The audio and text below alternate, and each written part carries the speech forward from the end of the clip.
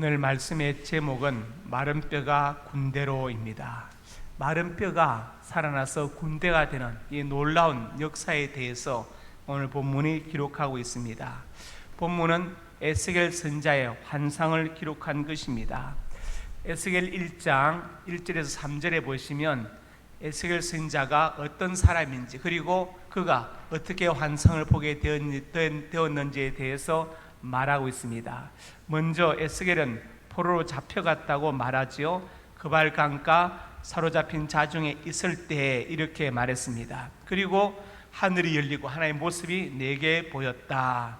자, 이것을 이제 배경을 설명하면 에스겔은 제사장 푸시의 아들이었습니다. 그런데 주전 597년에 바벨론 느부갓네살이 남유다를 쳐들어왔어요. 그래서 요야긴 왕을 사로잡아 가고 귀족들, 왕족들을 사로잡아 갈 때, 이때 제사장 푸시 아들 에스겔도 같이 포로로 잡혀간 것을 알 수 있습니다. 그리고 포로 잡혀가서 5년 되는 해, 그때 그발강가에 서 있을 때 하나님의 계시를 받게 되었습니다. 이때가 주전 593년에 처음으로 이제 선지자의 사명을 받았고, 나중에 이제 52세가 되던 주전 571년까지 계속해서 사역을 감당한 것을 알 수 있습니다.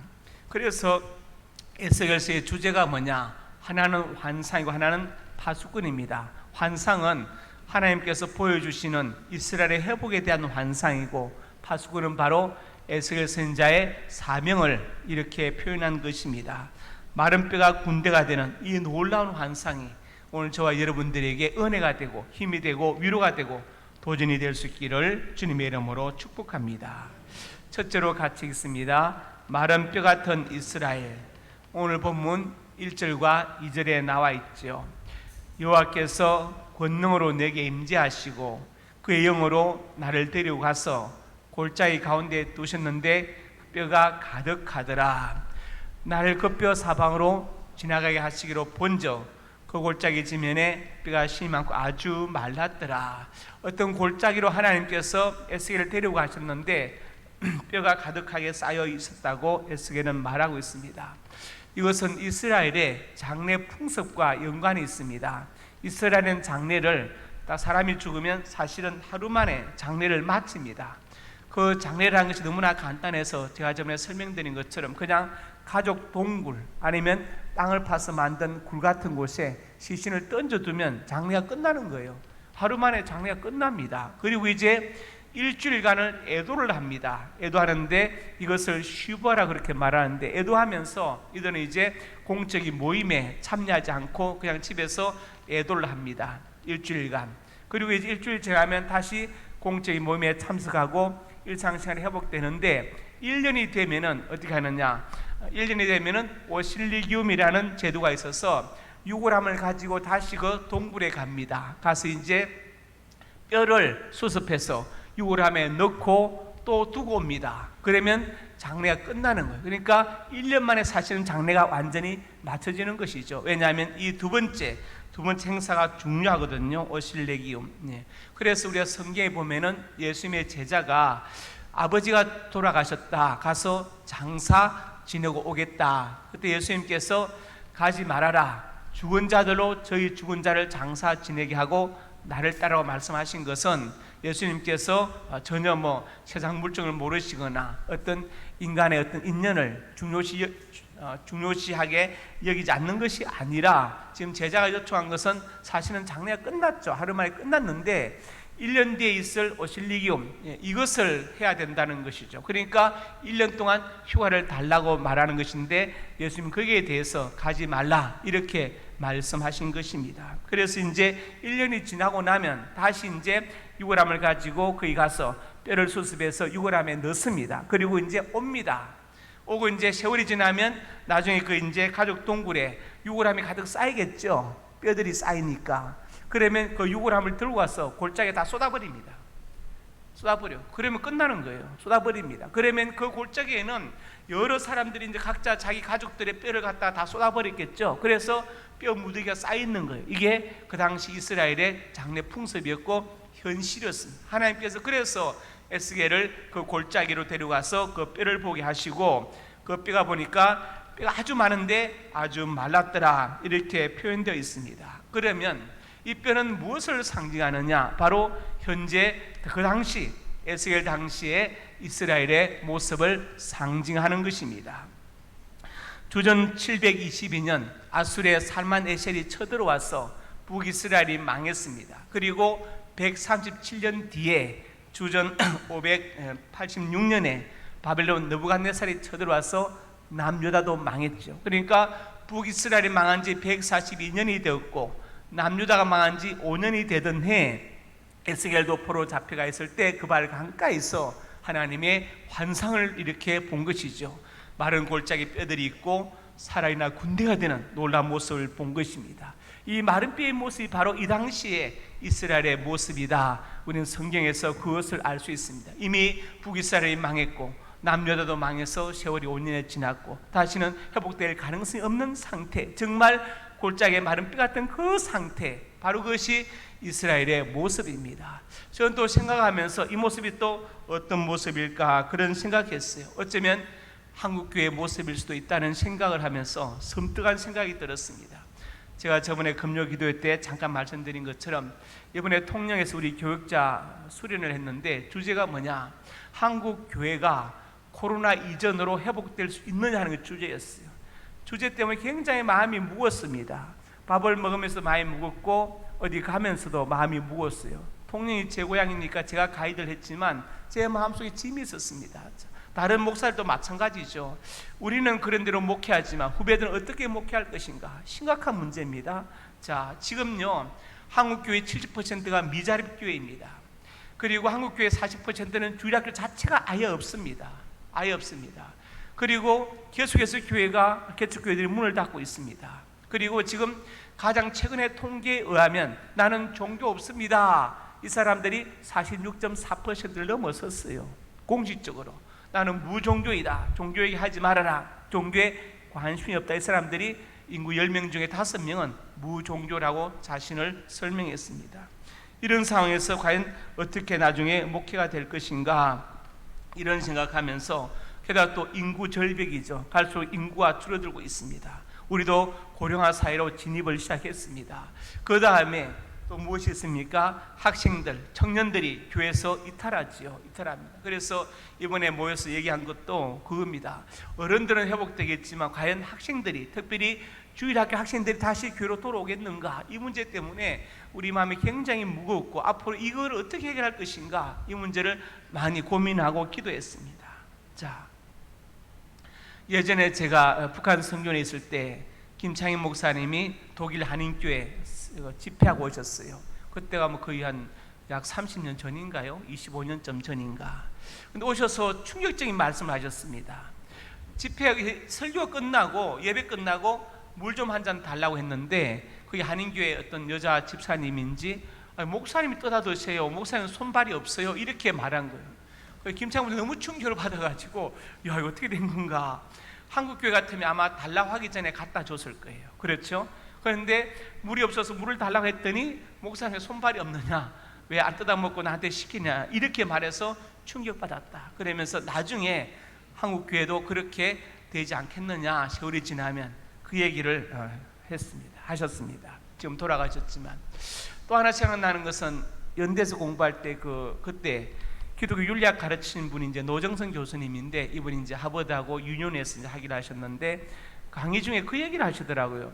한 번은 미국 교회 설교 초청을 받았대, 이분이. 그래서 이제 강대상에 올라가서 설교 시간 전에 기도를 하고 있는 거예요. 하나님 막 기도하는데 누가 툭툭 치더래. 보니까 미국 교회 장로님이 강대상에 올라와 가지고 뭘 꺼내면서 보여주더래.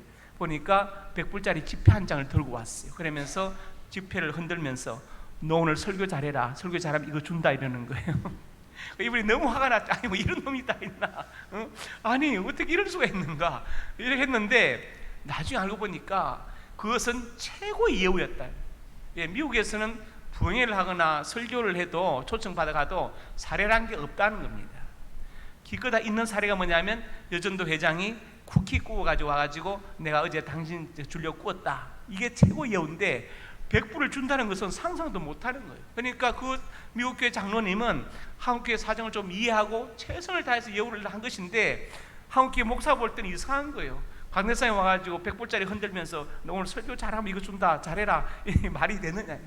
그래서 이런저런 상황들이 있습니다. 보면서 자, 이 마른 뼈는 무엇을 상징합니까? 그 당시 이스라엘의 모습이죠. 이미 북이스라엘 망한 지 142년이 지났고 남유다가 망한 지 5년이 지났고 다시 회복될 가능성이 없고 에스겔 선자도 포로 잡혀가서 바벨론 땅 이방 땅에서 그 다음에 그발 강가에 서 있을 때 바로 그때 정말 마른 뼈 같은 이스라엘 모습, 다시 회복될 가능성이 없는 희망이 없는 그 상태, 그 모습을 바로 마른 뼈를 통해서 보여주신 것이다, 이렇게 우리가 이해할 수 있습니다.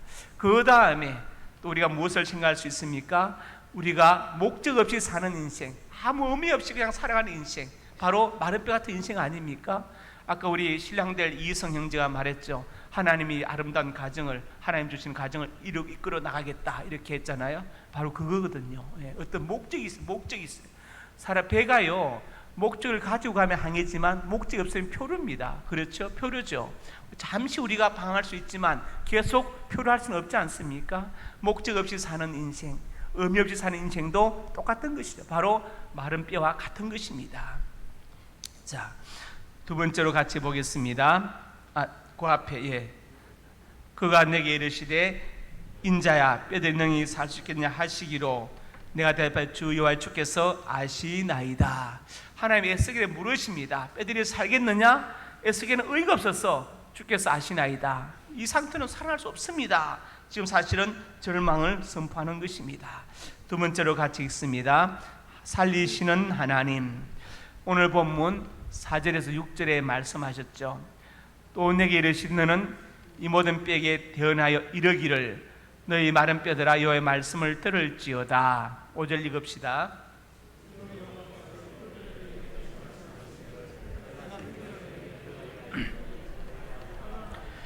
너희 위에 힘줄을 두고 살을 입히고 가죽으로 덮고 너희 속에 생기를 넣으리니 너희가 살아나리라. 또 내가 여호와인 줄 너희가 알리라 하셨다 하라. 하나님 마른 뼈들을 살리겠다는 거예요. 살리시는 하나님. 자, 예수님이 이 땅에 왜 오셨습니까? 왜 십자가에 달리셨나요? 우리를 살리시기 위해서. 그래서 십자가를 지시고 다 이뤘다고 운명하셨습니다. 운명하실 때 다 이뤘다고 말씀하셨죠. 그 말씀은 우리 다 살렸다는 말이에요. 내가 너희 살린 일을 다 마쳤다는, 우리를 다 살렸다는, 살렸다. 자, 우리가 결혼해서 이제 살림을 차리죠. 살림 났다. 뭡니까? 기본형 동사가 살리다예요. 근데 명사형 의미 미음을 붙여서 살림. 그러니까 결혼은 뭐냐? 서로 살리는 거예요. 살리는 것입니다. 살리는 것. 서로 죽이는 거 아니에요. 서로 괴롭히는 거 아닙니다. 서로 살려주는 게 결혼입니다. 살림 났다, 살림 난다, 살림 차렸다. 서로 살리는 것을 시작했다는 거예요. 살리 시작했다. 그런데 서로 살려야 되는데 서로 죽이고 있어요. 되겠습니까? 서로 기쁨이 되어야 되는 서로 괴로움이 되고 있습니다. 이건 안 되겠죠. 그래서 꼭 기억하시기 바랍니다. 결혼은 뭐냐? 서로 살리는 것이다. 간단하게 서로 살려주는 거예요. 그러니까 저와 여러분이 서로 살려줘야 되고 여러분끼리 또 서로 살려줘야 됩니다. 우리가 서로 죽이는 사람이 되면 안 되겠지요. 살려줘야 됩니다. 자, 창세기 2장 24절에 말씀했어요. 이러므로 남자가 부모를 떠나 아내 앞하여 둘이 한 몸을 이룰지로다. 그런데 중국어 성경 보니까 이렇게 되어 있더라고요. 부부 부재시 양부닌 금시 일체적요. 요자가 마칠 요자가 완성했다, 마쳤다. 부부는 다시 두 사람으로 나눠줄 수 없다. 왜냐하면 지금 금시 일체적요, 지금 하나로 완성되었다. 이 말이 무슨 뜻입니까? 부부는 본래 반쪽으로서 미완성이었다가 합쳐져서 이제 하나로 완성되었기 때문에 다시 떨어지면 미완성이 된다, 불완전해진다. 그러므로 떼놓을 수 없다. 이렇게 중국 성경에 번역했는데 이 번역이 참 재밌다는 생각이 들었어요. 특별히 일체정료, 하나로 맞춰졌다, 완성되어졌다. 그러므로 분리될 수 없다. 이렇게 지금 말하고 있습니다. 자, 창세기 2장 18절에 말씀했죠. 여호와 하나님이 이르시되 사람이 혼자 사는 것이 좋지 아니하니 내가 그를 위하여 돕는 배필을 지으려 하시니라.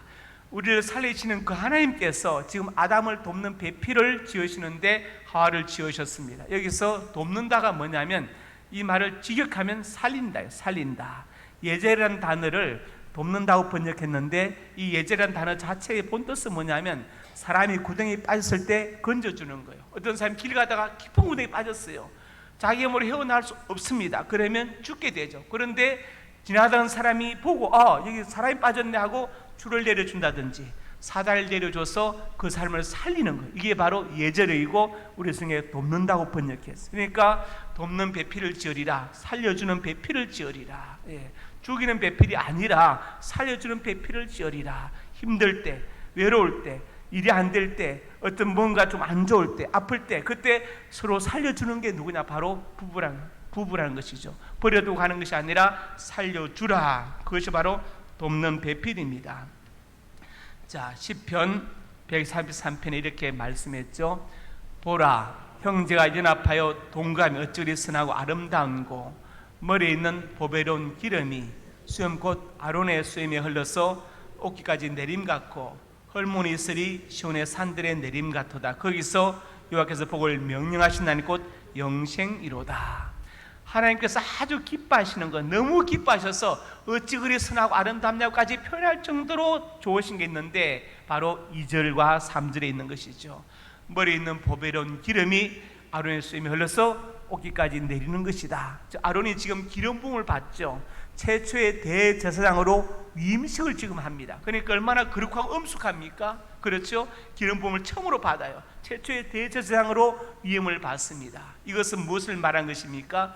형제가 연합하고 동거하는 자리에 대제사장 아론이 기름 부음을 받는 같은 거룩함의 역사가 나타나야 된다. 그래야 하나님께서 선하고 아름답게 보신다. 3절에 가서 헐몬의 이슬이 시온의 산들의 내림 같도다. 헐몬산은 2850m의 산입니다. 지도에는 제벨 에식 산으로 나와 있는데 백두산보다 100m가 높겠죠. 그러면 왜 이슬이 시온의 산들에 내리느냐? 이 산이 높기 때문에 해가 지고 나면 밤이 되면 산 꼭대기의 낮은 온도가 대기 중의 수분을 급격히 냉각시켜서 비와 같은 이슬이 내리는 거예요. 원래 팔레스틴이 가물잖아요. 그러면 낮에 쨍쨍한 햇빛에 말라 죽어가던 초목들이 밤에 내리는 그 이슬을 마시고 살아나는 겁니다. 자, 그래서 이것은 무엇을 말합니까? 형제가 연합하고 동거하는 그 자리에 생명을 살린 역사가 나타나야 된다. 그래야 하나님께서 어찌 그리 선하고 아름다워 기뻐하시는 것이죠. 거룩함의 역사, 생명을 살린 역사가 나타나야 된다.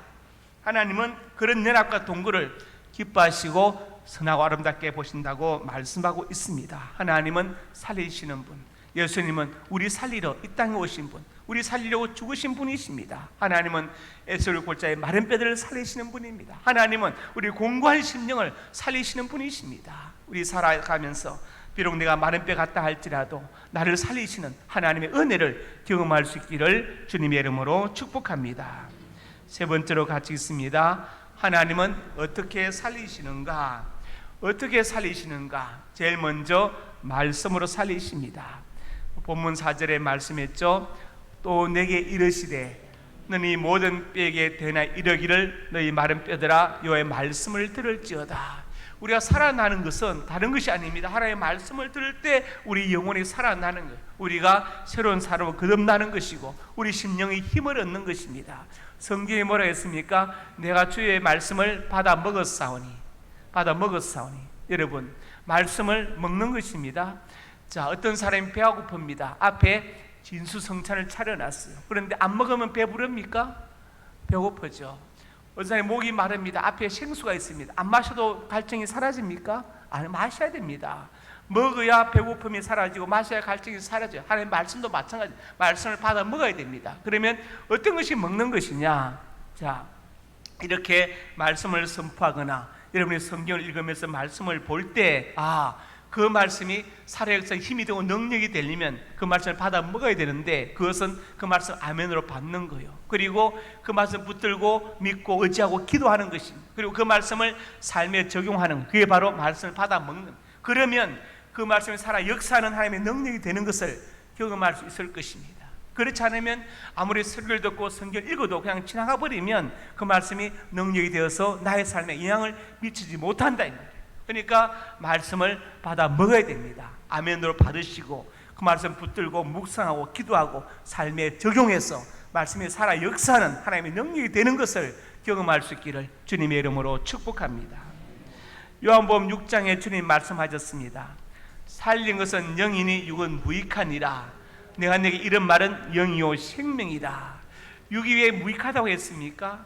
육이 필요 없다는 뜻이 아닙니다. 육은 한계가 있다, 유한하다, 영원하지 못하다. 쉽게 말하면 늙고 그리고 쉬하고 결국은 썩을 존재이다, 이것을 말하는 것입니다. 그래서 살린 것은 영이라고 말씀하신 것입니다. 살린 것은 영이다. 하나님 우리를 살리시는데 어떻게 살리시느냐? 말씀으로 살리십니다. 두 번째로 같이 읽습니다. 성령으로 살리신다. 본문 5절과 6절에 말씀했죠. 주 여호와께서 뼈들이 이같이 말씀하시기를 내가 생기를 너희에게 들어가게 하리니 너희가 살아나리라. 너희의 힘줄을 두고 살을 입히고 가죽으로 덮고 너희 속에 생기를 넣으리니 너희가 살아나리라. 또 내가 여호와인 줄 너희가 알리라 하셨다 하라. 생기, 이것이 바로 성령을 가리키는 것이죠. 성령을 너희에게 들어가게 하리니 성령의 은혜, 성령의 인도, 성령의 충만이 우리를 살아나게 하는 것입니다. 자, 에스겔 37장 10절에 보니까 이렇게 나와 있죠. 이에 내가 그 명령대로 대언하였더니 생기가 그들에게 들어가매 그들이 곧 살아나서 일어나 서는데 극히 큰 군대더라. 생기가 들어가니까 뼈들이 살아 일어나는데 큰 군대가 되어서 일어난 것을 에스겔이 환상 중에 보게 되었습니다. 자, 생기가 참 중요하죠. 창세기 2장 7절에 이렇게 말씀했어요. 여호와 하나님이 땅의 흙으로 사람을 지으시고 생기를 그 코에 불어넣으시니 사람이 생명이 되니라. 인간의 몸은 흙에서 와서 흙으로 돌아갑니다. 엘리멘트 원소 흙으로 돌아가죠. 그렇지만 생기는 흙으로 돌아가지 않습니다. 인간의 육체는 흙에서 왔기 때문에 늙고 시하고 결국 병들고 죽고 흙으로 가지만 생기는 하나님께로부터 왔기 때문에 늙거나 병들거나 죽는 존재가 아니다. 영혼은 죽거나 멸하는 존재가 아닙니다. 그래서 사람이 생명이 되었다, 살아있는 영적인 존재가 되었다, 그렇게 성경은 말씀하고 있고, 아까 읽었던 요한복음 6장 63절에서 예수님께서 내가 내게 이런 말이 영이요 생명이다, 살린 것은 영이요 육은 무익하다는 그 말씀은 우리 육체는 그렇게 땅으로 가지만 우리 영혼은 땅으로 가는 존재가 아니다, 이것을 말씀하는 것입니다. 그래서 예수님께서 어리석은 부자의 비유를 들면서 어리석은 자여 오늘 밤에 내 영혼을 내가 도로 찾으리니 그러면 내가 예배한 것이 네 것이 되겠냐, 이렇게 말씀하셨죠. 우리가 살아있다는 것은 영혼이 좀 육체에 같이 있다는 겁니다. 그런데 하나님께서 그 영혼을 도로 찾으시면 우리가 죽었다고 표현하는 거예요. 죽었다. 그래서 에스겔서 뭐라 했습니까? 모든 영혼이 내게 속한지라. 그 사람의 종교 인종을 초월해서 모든 영혼이 하나님의 것이고 하나님의 손에 속해 있다는. 그래서 우리가 영이신 우리 하나님, 그렇죠? 내 영혼의 주인이신 하나님을 만나려면 예수님을 믿어야 되죠. 그렇지 않습니까? 예수님께서 내가 곧 길이요 진리요 생명이니 나로 말미암지 않고는 아버지께로 올 자가 없다고 말씀하셨어요. 그래서 우리가 예수 믿는 것은 내 영혼의 주인이신 하나님을 만나는 것입니다. 참된 아버지를 만나는 것이죠. 자, 하나님은 살리시는데 어떻게 살리시는가? 먼저 말씀으로 살리시고 그리고 성령으로 살리십니다. 여러분 곤고할 때, 혹은 여러분이 삶의 한 현장에서 어렵고 힘들 때, 혹은 절망적인 때가 있다 할지라도 하나님의 말씀을 붙드십시오. 성령으로 기도하십시오. 하나님께서 반드시 붙잡아 주시고 그 말씀이 힘이 되고 능력이 되게 하시고 정말 성령의 은혜와 인도로 여러분을 다시 살아 일어나서 군대처럼 만들어 주실 것입니다. 이런 은혜가 있기를 주님의 이름으로 축복합니다. 말씀을 정리합니다. 마른 뼈가 군대로, 마른 뼈 같은 이스라엘, 그 당시에 이스라엘 상황이죠. 그리고 의미 없이 목적 없이 사는 모든 인생들 살리시는 하나님, 하나님은 살리시는 분이십니다. 말씀으로 살리시고 성령으로 살리십니다. 하나님 말씀 붙들고 기도하시고 삶에 적용하시고 성령의 은혜와 인도를 받아서 여러분 살아 일어나는 큰 군대의 역사가 우리 상명교회와 한국교회에 넘쳐나기를 주님의 이름으로 축복합니다.